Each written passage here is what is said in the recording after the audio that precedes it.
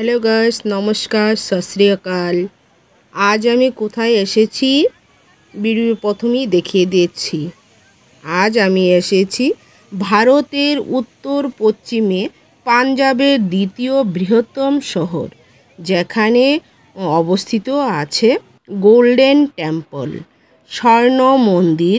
আর স্বর্ণ মন্দিরের আরেকটি নামও রয়েছে অমৃত সরোবর। আর এই সরোবরের নাম অনুসারে অমৃতসর নামটি পড়েছে এই মন্দিরটির নাম। আর এই মন্দিরের চূড়ার মধ্যে আছে 450 কেজি দিয়ে সোনা দিয়ে মুড়া চূড়াটি, এই জন্য এই মন্দিরের নাম হয়েছে স্বর্ণ মন্দির। আর এই স্বর্ণ মন্দিরটি স্থাপিত হয়েছে 1577 সালে অমৃত সরোবর নামে। আর স্থাপন করেছেন চতুর্দশ গুরু রামদাস। আর যাই হোক, আমি এই মন্দিরের প্রবেশ করেছি। এই মন্দিরে প্রবেশ করার যে একটা সুন্দর দৃশ্য দেখতে পেলাম, আমি আর কোনো মন্দিরে প্রবেশকালীন এই সুন্দর দৃশ্যটা দেখতে পাবো না আশা করি। কারণ ভারতের অন্যান্য অনেক জায়গায় গিয়েছি, মন্দির দর্শন করেছি, এত সুন্দর রিসেপশন এবং আর কোথাও পাইনি।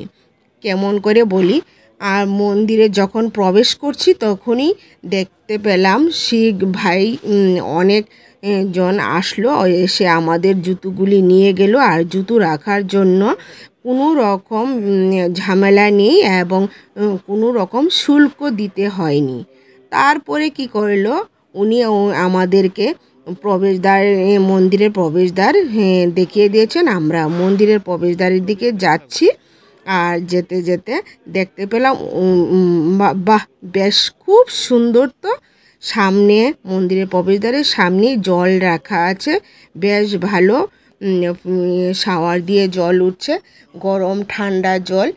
আর এই জলটা দিয়ে হাত আর পাটা ধুয়ে মন্দিরে প্রবেশ করতে হয়।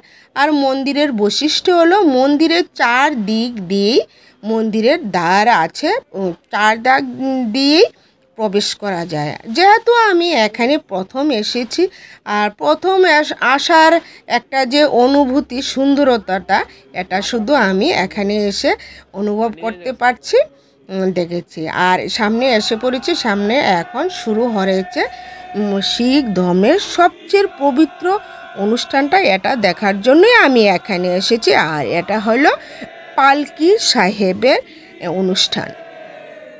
এখন পালকি দিয়ে আমি একটু এগোচ্ছি সামনের দিকে, একদম কাছের দিকে দেখিয়ে দেব যতটুকু সম্ভব পারি আমি তোমাদেরকে দেখে। এই যে পালকি অনুষ্ঠানটা দেখার জন্য রাত্রিকালীন সময় আমি এসেছি এই স্বর্ণ মন্দিরে। আর স্বর্ণ মন্দিরে আসার একটাই কারণ, আমি পালকি অনুষ্ঠানটা দেখব। আর পালকি অনুষ্ঠানটা দেখাটা একটা ভাগ্যের ব্যাপার। এই যে পালকি নিয়ে যাচ্ছে ভিতরে, আর এই পালকিতে করে গুরু গ্রন্থ সাহেব, শিখ ধর্মের পবিত্র গ্রন্থ যেটা, ওটাকে নিয়ে স্থানান্তরিত করে অন্যত্রে রাখবে। আর এই জন্যই আমার এখানে দেখতে আসা। আর দেখতে যে রাত্রেবেলা আর যে একটা মনোরম দৃশ্য দেখাচ্ছি তোমাদের, চারিপাশ মানে স্বর্ণ মন্দির বলতে কি স্বর্ণের মতোই দেখতে, লাইটিং বেশ সুন্দর। দ্বারটা, এই যে দ্বারের সামনে দাঁড়িয়ে আছে কেন, পালকিতে গ্রন্থ সাহেবকে নিয়ে আসবে আবার। এখন পালকিটা নিতে গেছে, আর এই পালকিটা দিয়ে আবার অন্যত্র নিয়ে যাবে। এই জন্য আমি এখানে অপেক্ষা করছি আর ভিডিওটা করছি দেখার জন্য। এখন এসে পড়েছে, দেখুন কি সুন্দর দৃশ্যটা। আর এই স্বর্ণ মন্দিরের একটা নির্দিষ্ট সময় আছে, এই সময়টা যদি মনে করেন আপনারা আসবেন, এই সময়টার মধ্যে যদি আসেন তো পালকি অনুষ্ঠানটা দেখতে পারবেন। আর পালকি অনুষ্ঠানটাই খুব মনোহারিত্বের একটা বিষয়। আর এই পালকি অনুষ্ঠানের সবাই পালকি অনুষ্ঠানের জন্যই অপেক্ষা করে। আর বলতে কি, স্বর্ণ মন্দির 24 ঘন্টা খোলা থাকে, আর 7 দিন খোলা থাকে, কোনো রকম বদ্ধ নেই। আর বলতে বলতে একদম পালকি সামনে এসে পড়লো, দেখিয়ে দিচ্ছে পালকিটা।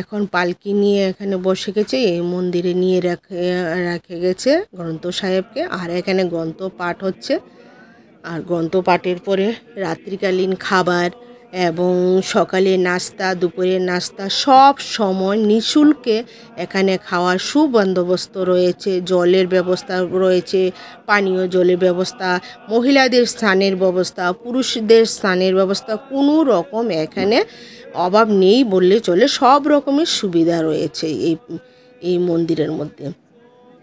আর এই মন্দিরের মধ্যে কোনো জাতি বর্ণ কোনো রকম মানুষের কোনো ভেদাভেদ নেই। সবাই এখান থেকে প্রসাদ গ্রহণ করতে পারে, আর সবাই অনায়াসে যাতায়াত করতে পারে, কোনো রকম বাধা বিঘ্ন হয় না এখানে। শিখ ভাইয়েরা এখন গ্রন্থ পাঠ করছে, একটু দাঁড়িয়ে আছি, গ্রন্থ পাঠটা শুনি নিই। আর আমি একটু এখানেই রয়ে গেছি আজকের দিনে। আর ভাবছি সকালের অনুষ্ঠানটা দেখে যাব। সকাল 4:30 আবার পালকিতে করে গুরু গ্রন্থ সাহেবকে আবার মন্দিরে নিয়ে আসবে, এই জন্য আমি ওয়েট করছি। আর রাত্রিবেলা কাটার জন্য আর সারাদিন কাটার জন্য খুব সুন্দর জায়গা রয়েছে, খুব সুন্দর ভিতরটা, দেখতে দেখতে সময় কেটে যাবে। আর এই জন্যে আমি আজ মন্দিরে রয়েছি, আর সকালবেলা দৃশ্যটা দেখার জন্য। আর এই রাত্রিটা অনুভব করছি চারিদিকে ঘুরে। আর এখানে খাওয়া দাওয়া হয়ে গেছে। হ্যাঁ, এখন ঠিক রাত্রি পোহালো, এখন সকাল 4:30 বেজে গেছে। এখন পালকিতে করে আবার মন্দিরে নিয়ে আসবে গুরু গ্রন্থ সাহেবকে।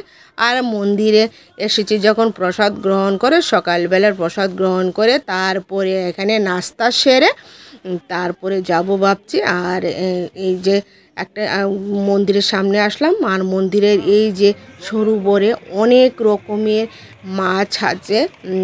বেশ সময় আমার মন্দির দেখা হয়ে গেছে, এখন এসে পড়েছি লঙ্গরে। আর লঙ্গরে সবাই মিলে প্রসাদ গ্রহণ করছে। আর এই প্রসাদ গ্রহণের জন্য কোনো রকম টাকা পয়সা দিতে হয়।